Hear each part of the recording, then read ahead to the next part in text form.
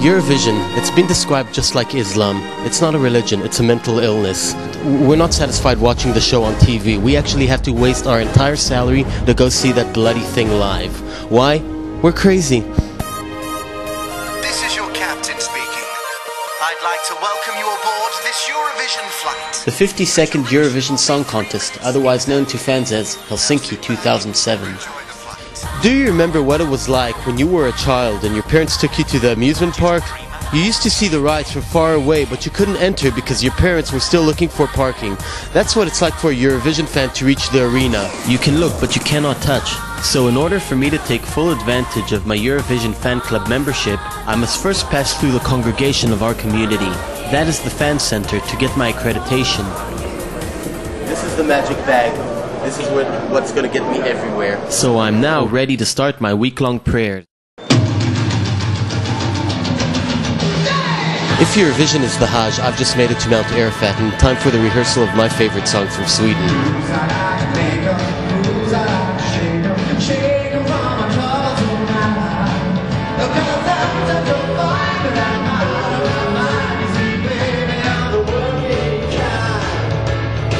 Typical Eurovision trash. It's catchy, it's 70s, it's glam, and it's got a touch of gay. So no wonder Sweden's my favorite song. But look around, it's obvious who everybody else's favorite is.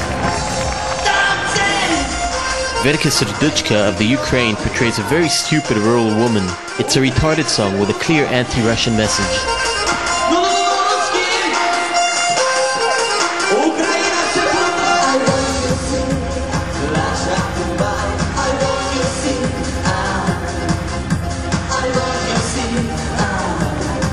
I really can't decide what's more entertaining, watching Verka make fun of the German language for 5 consecutive rehearsals, or listening to Verka accuse Germans of horny behavior in the press conference that followed his rehearsals. Everybody was trying to touch me. Я думаю, это сделали немцы. We think that it was Germans who did it.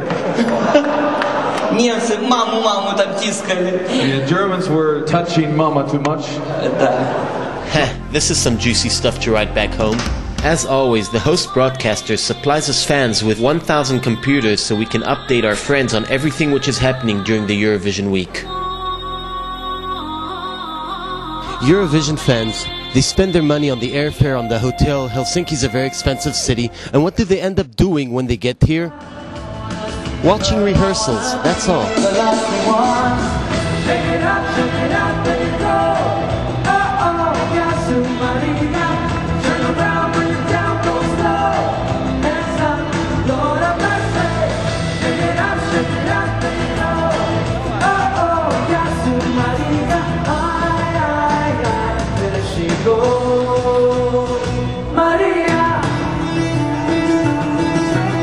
Well, I'm not as lazy as some of these guys, so I'm gonna take another journey to the Eurovision arena 700 meters away and discover the new Eurovision attraction. And that's unbelievably the Eurovision train. It's pretty pathetic, but this is for all us Eurovision farts who are too lazy to walk from the fan center to the arena.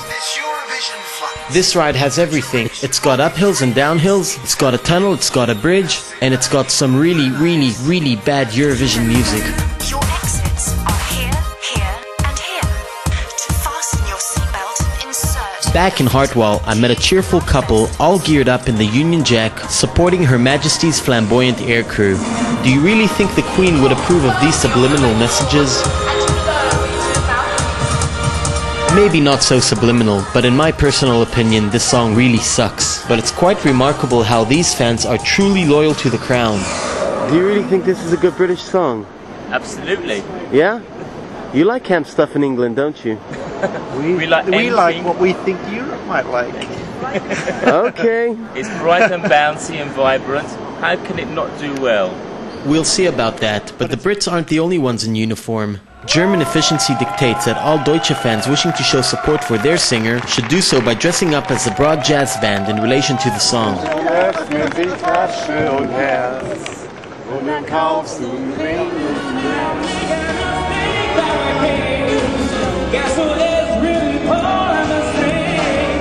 Country after country, song after song, the dedicated fans follow it all along.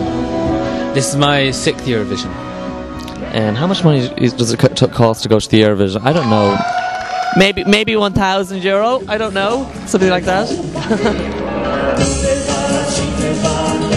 Well, I'm actually here to do research. I'm doing a PhD on Eurovision, studying nationalist politics in Eastern Europe. So, for me to come here, I'm actually here to do research. But I love it. It's a great atmosphere. All these different countries, you know, together, and it sounds like a real cliche. It sounds very corny, but it really is an amazing atmosphere, and it really is almost like a family. Look around, the lights, live music, it's amazing. Once you're with all the other fans, you grab the atmosphere, and you can't have that in your living room, that's for sure.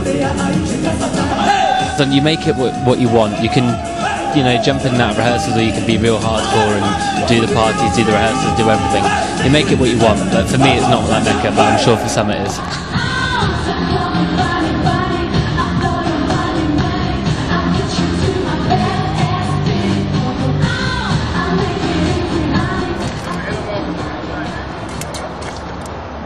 Eurovision accreditation. It gets me to the fan center, it gets me to the rehearsals, and it gets me into the welcome cocktail, the official annual opening of the Eurovision week, hosted every year by the mayor.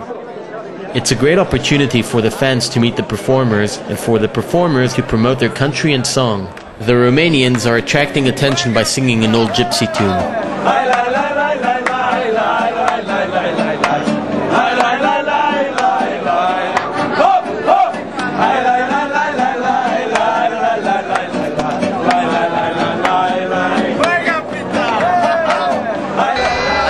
Get to meet my favorite song.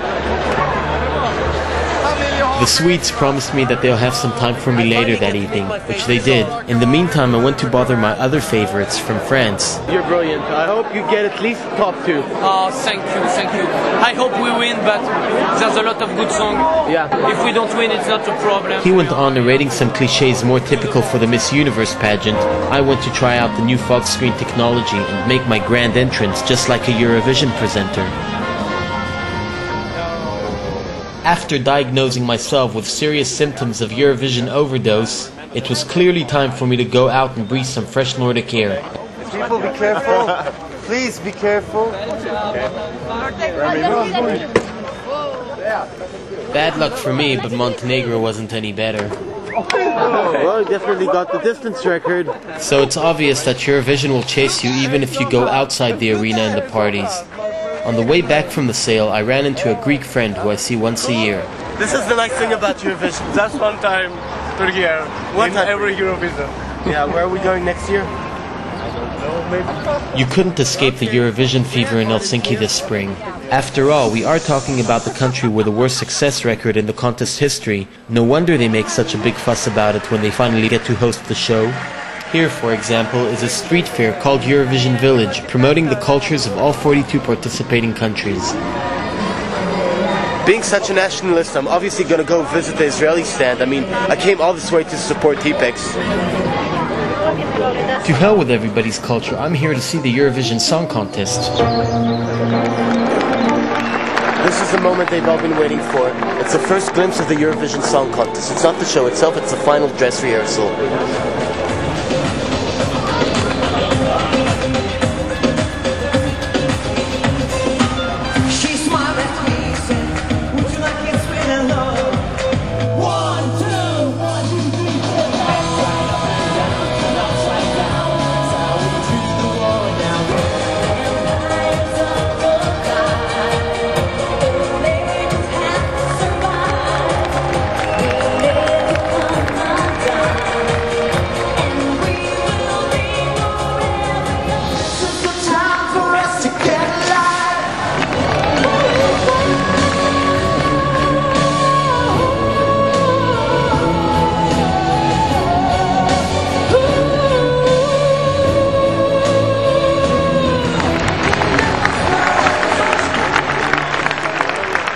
Dress rehearsal over. The hosts here are just having a chat with the fans. Miko, you're going to give me the suit after the show is over, are you? We could bargain. Oh, we could bargain? Okay. Well, I wanted to wear this suit, but I guess I'll never be a Eurovision presenter, so good luck tomorrow night. Thank you very much.